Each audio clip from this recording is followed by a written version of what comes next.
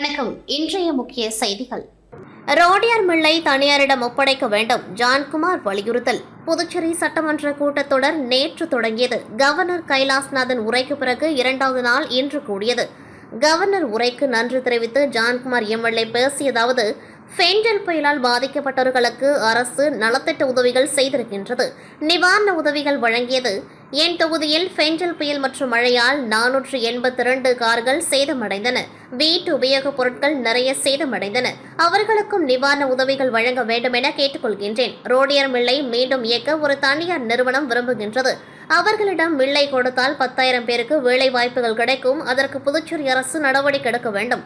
கடல் நீரை குடிநீராக்கும் திட்டத்தை ரத்து செய்ய வேண்டும். மழைநீர் சேமிப்புக்கு முக்கியத்துவம் கொடுத்து அரசு செயல்பட வேண்டும் என புதுச்சேரி அரசை கேட்டுக்கொள்கின்றேன் என்று ஜான்குமார் எம்எல்ஏ அவர்கள் பேசினார்.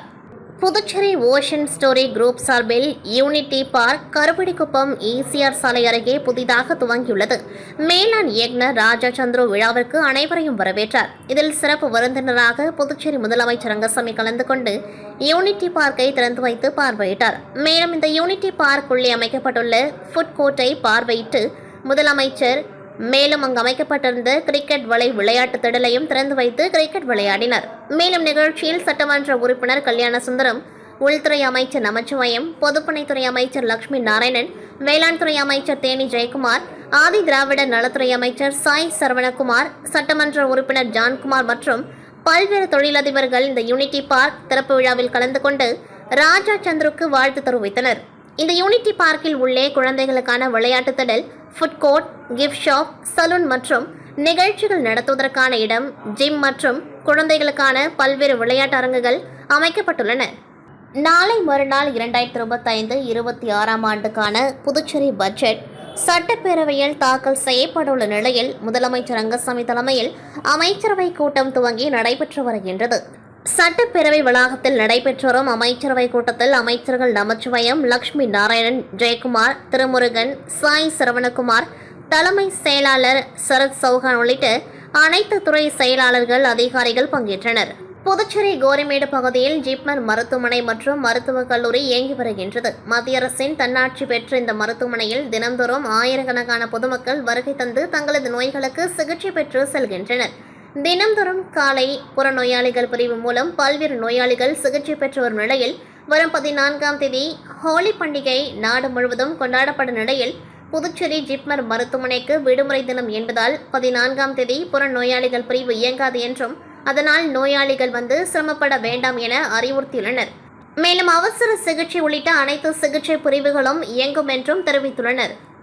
அரியங்குப்பம் சட்டமன்ற உறுப்பினர் அலுவலகத்தில் புதுச்சேரி அரசு வருவாய் மற்றும் பேரிடர் மேலாண்மை துறை மூலம் சட்டமன்ற உறுப்பினரின் பரிந்துரையின் அடிப்படையில் தேங்காய் திட்டு மற்றும் அரியங்குப்பம் பகுதிகளைச் சேர்ந்த வறுமை கோட்டிற்கு வாழும் குடும்பங்களுக்கான ராஜீவ்காந்தி சமூக பாதுகாப்பு திட்டத்தின் கீழ் குடும்ப தலைவரை இழந்த 6 பயனாளிகளுக்கு ரூபாய் 30,000 மற்றும் ஒரு பயனாளிக்கு ரூபாய் 75,000 வீதம் மொத்தம் 7 பயனாளிகளுக்கு ரூபாய் 2,85,000 ரூபாயினை வங்கியில் செலுத்தியதற்கான ஆணையினை தொகுதி சட்டமன்ற உறுப்பினர் பாஸ்கர் என்கிற தட்சிணாமூர்த்தி அவர்கள் பயனாளிகளுக்கு வழங்கினர்.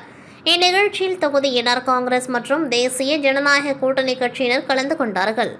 வெளியூர் அருகே திருக்காஞ்சியில் உள்ள பிரசித்தி பெற்ற காசியிலும் வீசும் புண்ணியம் தரும் பித்ரு தோஷம் நீக்கும் தலமான காமாட்சி மீனாட்சி சமேத கங்கை வராக நதீஸ்வரர் கோவிலில் ஆண்டுதோறும் மாசி மதத்தில் வரும் மகம் நட்சத்திரத்தன்று மாசிமக தீர்த்தவாரி சிறப்பாக நடைபெறும். இதில் தமிழகம் மற்றும் புதுவையிலிருந்து ஆயிரக்கணக்கான பக்தர்கள் கலந்து கொள்வார்கள்.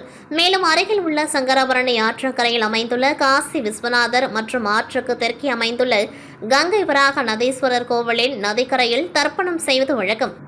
அதேபோன்று இந்த ஆண்டுக்கான மாசிமக தீர்த்தவாரி வருகின்ற 12ஆம் தேதி நடைபெற உள்ளது. இதையொட்டி திருக்காஞ்சி கங்கை வராக நதீஸ்வரர் தேவஸ்தானத்தில் மாசிமக பிரம்மோற்சவத்தை முன்னிட்டு திருக்கல்யாண உற்சவம் நடைபெற்றது. இதில் உபயதாரர் பழனிவேல் பிரதர்ஸ் குடும்பத்தினர் உட்பட திரளான பக்தர்கள் கலந்து கொண்டு திருக்கல்யாண உற்சவத்தை கண்டு களித்தனர். இதனைத் தொடர்ந்து திருக்கல்யாண உற்சவத்தில் கலந்து கொண்ட பக்தர்கள் அனைவருக்கும் அன்னதானம் வழங்கப்பட்டது. நிகழ்ச்சிக்கான ஏற்பாட்டினை ஆலய நிர்வாக அதிகாரி சரவணன் மற்றும் உபயதாரர்கள், ஆலய தலைமை அர்ச்சகர் சரவணன் சிவாச்சாரியார், தேவஸ்தான ஊழியர்கள், திருக்காஞ்சி கிராமவாசிகள் சிறப்பான முறையில் செய்து வருகின்றனர். நடிகர் கிருஷ்ணராஜ் தயாரிப்பில் அவரது நடிப்பில் புரூனோ சாவியோ இயக்கி முருகா திரையரங்கில் ஓடிக்கொண்டிருக்கும் மனிதம் புதுச்சேரி பின்னணியில் முழுக்க முழுக்க புதுச்சேரி கலைஞர்கள் நடிக்கும் முதல் தமிழ் திரைப்படமாகும். தேசிய விருது பெற்ற ஸ்ரீகாந்த் தேவா இசையில் உருவாகும் மனிதம் உண்மையான உறவு நட்புகளை வெளிச்சம் போட்டு காட்டும் திரைப்படமாக அமைந்ததால் மக்களிடையே மிகப்பெரிய வரவேற்பை பெற்றுள்ளது. இந்நிலையில் மனிதம் திரைப்படத்தை காண வரும் ரசிகர்களுக்கு தங்க நாணயம் குலுக்கல் முறையில் தேர்ந்தெடுக்கப்பட்டு பரிசாக வழங்கப்பட்டது. மேலும் தொடர்ந்து மனிதம் திரைப்படத்தை பல்வேறு தரப்பினருக்கு சிறப்பு காட்சியாக காண்பிக்கப்பட்டு வருகின்றது. அதன்படி புதுச்சேரியில் உள்ள சமூக அமைப்பை சார்ந்த நிர்வாகிகள் கலாம் விதைகளின் விருட்சம் சமூக இயக்க நிறுவனர் ராஜா தலைமையில் மனிதம் திரைப்படத்தை முருகா திரையரங்கில் கண்டு களித்தனர். மனிதன் திரைப்படம் குறித்து கலாம் விதைகளின் விருட்சம் சமூக இயக்க நிறுவனர் ராஜா கூறுகையில், அன்பு பாசம் கொண்ட ஒருவரை இழக்கும் போது ஒரு குடும்பத்திற்கு ஏற்படும் வழி தத்ரூபமாக காண்பிக்கப்பட்டுள்ளது. இந்த மனிதம் திரைப்படம் மலையாளத்தில் வெளிவந்திருந்தால் இந்த மக்கள் கொண்டாடி மிகப்பெரிய வெற்றியை தந்திருப்பார்கள்.